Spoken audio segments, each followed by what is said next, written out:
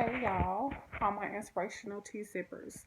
I just wanted to come to you guys real candid right now before I take off this makeup, practicing the smoky eye, and uploading some videos. But I just wanted to talk to you guys about just something that's on my heart, and I cannot go to sleep until I get it off. So I just wanted to say, like, you guys know everything that had been going on in my marriage, just as far as us not seeing eye to eye and him kind of being like a male chauvinistic pig about him working and me being a stay-at-home mom.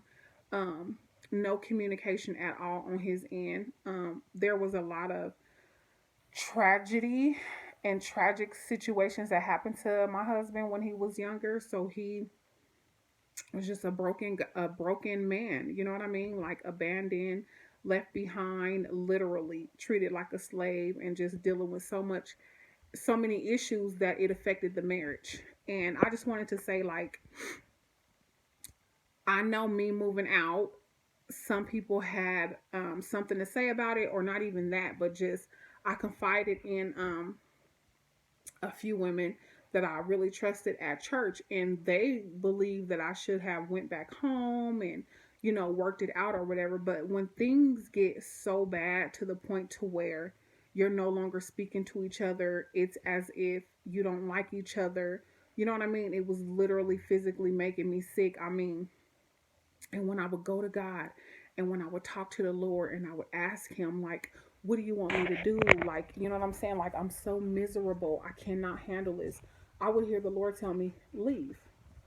And I could not understand it because I'm like, okay, well, what the people, what they teach you, in church and just growing up as far as marriage, and you stick together and to death do you part, and you don't leave and all of this stuff. But here the Lord is telling me on my face for at least a couple of years to leave. And I'm like, okay, why would you tell me? So I'm struggling and I'm battling with leaving, but I know I have to. There's some things going on in the marriage and I'm just like, this ain't it. You know what I mean? Like, this is not how I want. You know what I'm saying? He overworks himself so much to the point to where the kids and I kind of took a back seat, and he was never home or just always sleeping, just like no time, no date nights. I talked to you guys about a lot of stuff that was going on, and I couldn't understand why the Lord was telling me to leave. You know what I mean? And like some of the women at church was like, go home, that's your place where you need to be. That's your throne as a woman. You need to be at home praying, fighting. But I knew, and I told her, no, that's not what the Lord told me. You know what I mean? And in the beginning, when I left, I still had my hands in it because I was texting them mean and angry things like, F you, I hate you, I wish I never met you. And I'm just being transparent right now before I go to bed. I'm tired. It's just so much going on, but in a good way. But I wish I never met you, I'm cussing and sending text messages right for like the first maybe 2 weeks, the first week and a half, first 2 weeks. And so I'm just texting him mean stuff, you know what I'm saying, just hurt because he won't talk to me. You know what I'm saying? He hadn't talked to me since the beginning of the new year, like at all, period. Unbeknownst to me, he was in a really, really, really deep depression, right? So I'm angry, I'm upset. I'm still going down there. We still laying down together, sometimes when I feel like it, or, if he texts me or call me, I'm, still going down there. And then I would leave and he would still have nothing to say to me. So I'm just hurt.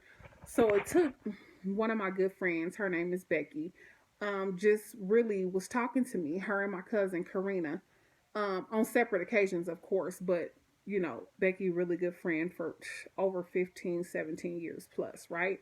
So she telling me, like, stop going down there. You know what I'm saying? Stop going down there. Stop laying with him. I know that's your husband, but take your hands off of it. And if he wants to be with you, he's gonna have to learn how to talk. And if you are down there, giving him everything he still need, then there's gonna be no reason for him to, work on the marriage. Like, you're giving him everything. So what is the point? And so I had my cousins just kind of talking to me. They didn't say leave, they didn't say stay, but they was just giving me the real, raw, honest, like, stop going down there. Stop laying with him.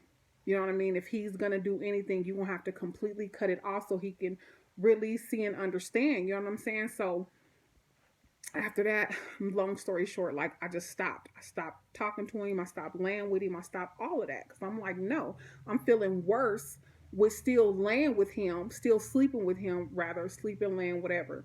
I'm feeling worse after I'm sleeping with him because he's not talking to me. I'm giving him myself, my body, my everything. You know what I'm saying? And he still doesn't have anything to say, like literally nothing to say to me after I leave. Like, and I'm just hurt. Like, really?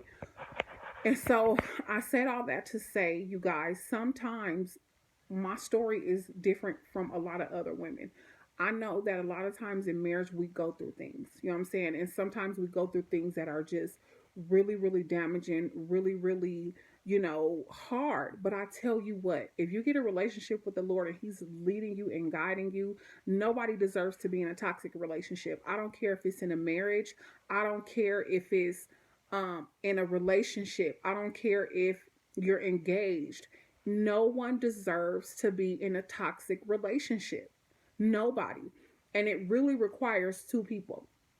If one person is trying to make it work, trying to make it work, trying to make it work, and the other person is not willing to do the work, it's not going to work. I don't care how much you pray. I don't care how much you talk to the Lord. I don't care how much you, none of that. It's not going to work if the person does not want to put in the work.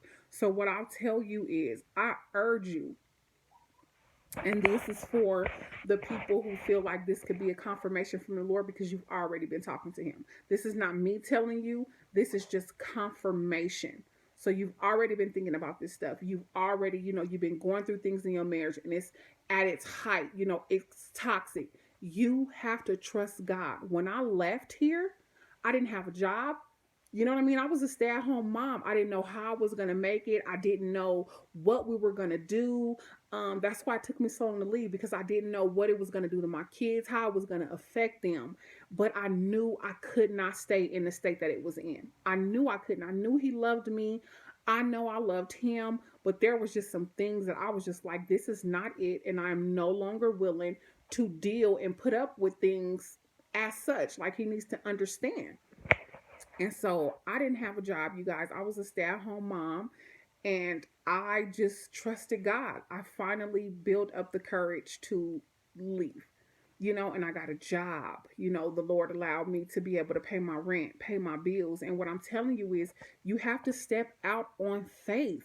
You have to step out on faith. If you're in a toxic marriage, relationship, whatever, I'm telling you, sometimes it is best for you to leave in order for God to do the work. Take your hands off of it. He's either going to restore and repair that thing, or He's either going to replace he or she with someone that He already has designed and desired for you. Because sometimes we put our hands on situations and we put the relationships and things together and we do things how we want to do things. You know what I'm saying? Instead of praying and asking and doing the work outside of a relationship and getting whole and restored and all that stuff. So He's either going to restore that thing or He's going to remove that person and really give you the desires of your heart. You know what I'm saying? And had I listened to the church ladies, which are beautiful, loving, caring women, nothing against them, but had I listened to them, had I, went ahead, it wouldn't have turned out the way that it turned out because he wouldn't have been ready. The Lord had to break him completely down and, rid him of some toxic things. And He's still working on some toxic things while He's away, some broken pieces that he had from being a child, from all of that stuff, being abandoned at a young age and dealing with all of that stuff and dealing with different women, every relationship that he been in, being cheated on and not being trusted and, you know, not trusting women, shall I say, not trusting women, and just, he has a lot of things to work on. And I've done a lot of my work, but there are still a few things that I have to work on and that I am working on while we are apart. But I mean, I'm telling you, sis, I'm telling you, my brothers, nobody deserves to be in a toxic relationship. Relationships should not be hard. Relationships should not be abusive. Relationships should not be envious. There should be no jealousy, none of that stuff. And if we continue to deal with, a person will only do to you what you allow them to do. And as long as I stayed in this house being the way that it was, us not talking, that's the way it would have stayed. I was not willing, but in me leaving and doing what the Lord asked me to do, he showed up. He showed up, and it didn't look like how it would look for somebody else. You know what I'm saying? It didn't look like it. And some people bashed me, and some people talked about me leaving. I should have stayed and just prayed. No, sometimes you have to leave to show them this is what it's going to be like without me and the kids. You know what I'm saying? Without us being in the home, like, you have to change, things have to change, we have to work together, we have to do the work. And it's only in me leaving is that God really truly showed up this time.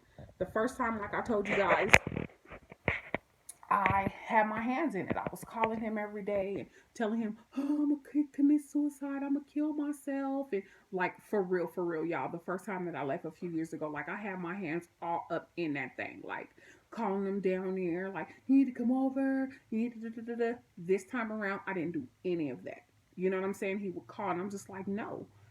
Things have to change. Like, we need a healthy, happy marriage. And I get and I understand that we all go through things, but it should be a constant, learning. Okay, we went through this. Okay, let's learn, let's grow, let's move on, let's go through the next thing. We were stuck. Our marriage did not grow. It was not going anywhere. It was just stuck. And it was literally making me sick to my stomach. So I had to do something.